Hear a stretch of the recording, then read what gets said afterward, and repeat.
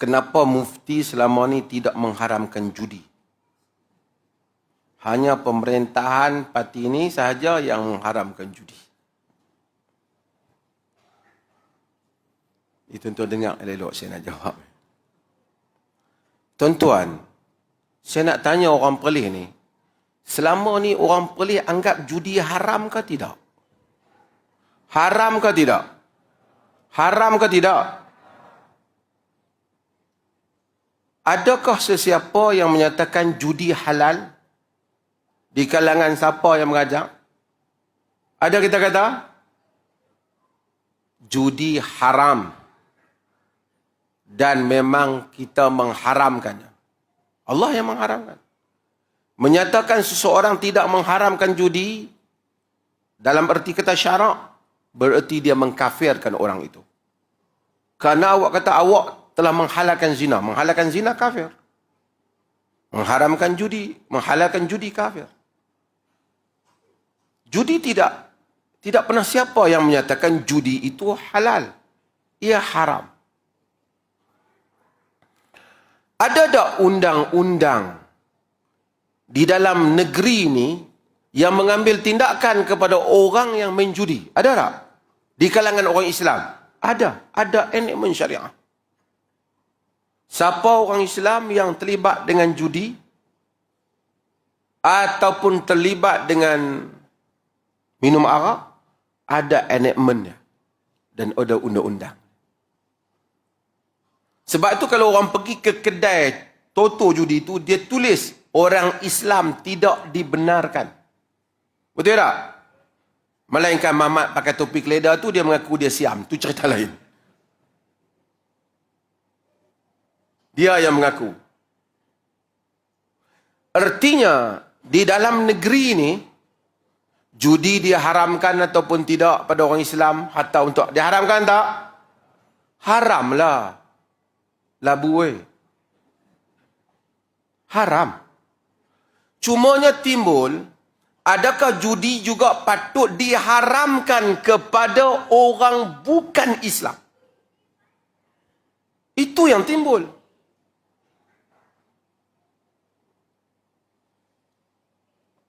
Arak di Langkawi ada. Saya tak tahu siapa di Langkawi. Siapa yang perintah Langkawi. Adakah dengan adanya arak itu berarti awak kata arak halal? Tak. Awak kan kata itu arak untuk non-Muslim. Tak ada siapa kata halal. Para ulama ada dua pendapat sekurang-kurang dalam hal ni. Pendapat yang pertama, jumhur. Itu pun taklah begitu jumhur kata tak payah bagi juga kepada non-Muslim. Tetapi, sekali lagi mazhab Hanafi. Mazhab Hanafi is the largest mazhab in Muslim world. Sekarang ni. Tak apalah. Mazhab Hanafi. Mereka berpendapat arak. Tuan-tuan dengar elok-elok. Hatta makanan orang bukan Islam, termasuklah khinzir ke apa, makanan mereka, ialah bagi mereka itu mal mutakawim. Maksudnya apa? Bagi mereka itu ialah harta yang ada nilai pada orang bukan Islam. Maksudnya apa? Maksudnya kalau orang yang bukan Islam pegang arak, dia beli 1,000, 2,000, kita pergi masuk rumah dia, kita pergi pecahkan, kita kena ganti. Walaupun kita tak minum, tapi itu untuk dia, harta dia. Memang ada. Itu pandangan mereka. Apa alasan mereka? Alasan mereka kerana ada riwayat daripada Suwaid bin Ghafalah yang diriwayatkan oleh Abu Ubaid Al-Qasim bin Salam dalam kitabnya Al-Amwal, meriwayatkan tentang Sayyidina Umar ditanya oleh Bilal. Sayyidina Umar, Bilal pertikaikan kerana wakil-wakil pegawai-pegawai kerajaan pada zaman Sayyidina Umar ni mengambil babi, khinzir dan juga arak ni sebagai cukai. Umar kata tak boleh. Jangan ambil arak sebagai cukai, tapi ambil harganya. Usyur. Maksudnya cash, kerajaan cash cukai arak tu.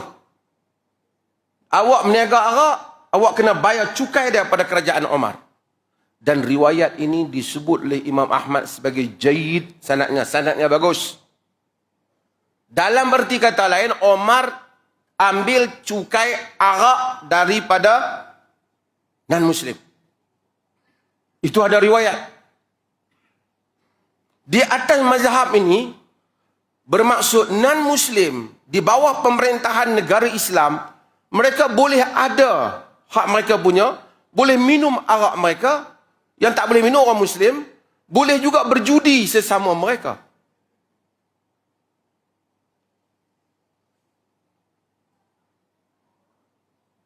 Itu hak mereka. Kalau awak nak pakai pandangan satu lagi, nak hapuskan semua judi. Saya, masa dia hapuskan, saya juga mengalu-alukan. Baguslah saya kata, non-Muslim pun tak payah ada judi. Tetapi, itu bukan qat'i agama. Itu satu pilihan yang pemerintah boleh buat. Cuma kalau awak nak memerintah Malaysia, awak boleh bubuh manifesto. Kami, jika memerintah, sama sekali tidak akan membenarkan arak dan judi kepada non-Muslim dalam negara ni. Agak-agak mereka berani tak letak dalam manifesto. Tentu agak mereka berani tak? Mereka tak akan letak. Dan mereka tak akan buat. Adakah ketika itu berarti awak telah menghalalkan judi dan awak telah menghalalkan arak? Seperti mana di negeri-negeri yang sebahagian awak juga merintah, ada juga judi, ada juga arak. Itu untuk non-Muslim. Kalau kita nak pergi, non-Muslim pun tak boleh, it's okay. Kalau kerajaan berkuat-kuat, tapi dalam dunia ni, pemerintahan dalam masyarakat yang rencam dan majmuk dalam kita, agak sukarlah.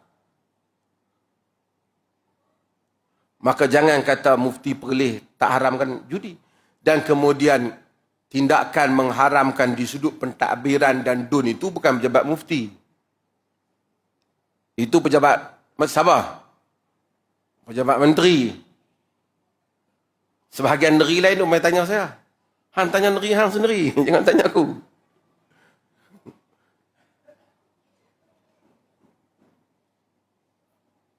Sebab tu saya kata, ini adalah masalah dunia Muslim. Berpolitik tapi tidak cerdik. Tak faham apa yang dia kata. Adakah dia ingat di dalam negara ini orang menghalalkan, orang tak menghalalkan judi? Tak ada. Dia kata ada kawan dia main judi. Itu. Tuan-tuan, pemerintah ada hal, bukan semua benda mesti pemerintah haramkan. Hatta di kalangan Islam. Saya nak tanya tuan-tuan, maki hamun orang halal ke haram? Halal ke haram? Ada undang-undang tak? Siapa mengumpat dikenakan 3 tahun penjara? Ada? Dosa besar. Ada tak? Bukan semua dosa dihukum oleh pemerintah.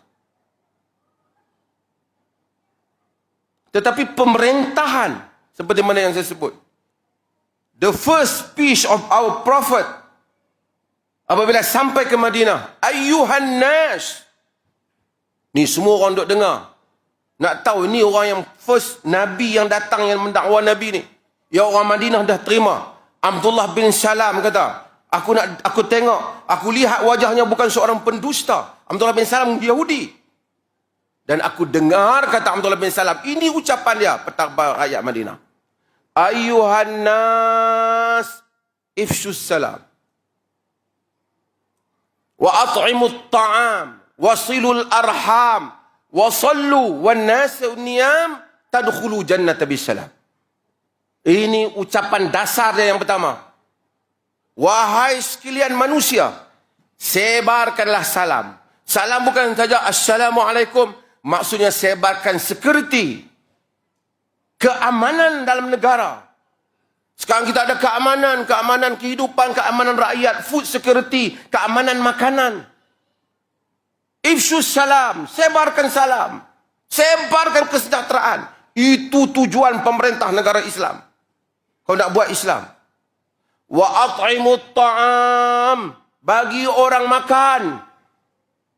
Nabi tak kata, wahai manusia, saya memerintah, siapa mencuri, saya bersedia untuk potong tangan. No. Itu hanya orang yang tak tahu dalam politik Islam saja memulakan lafaz itu.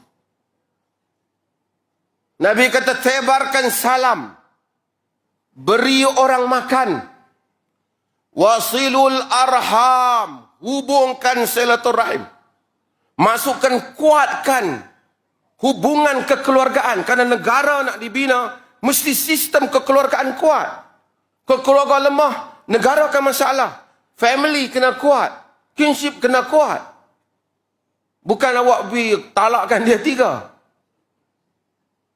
Awak mesti kuatkan family. Wasallu wan nasu niyam.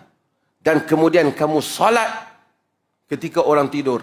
Maksudnya semua orang ada kejujuran hubungan dengan Allah. Qiyamul lail, salat malam, jujur dalam ibadah. Tadkhulu jannata bisalam, kamu masuk syurga dengan sejahtera. Itu politik Nabi SAW.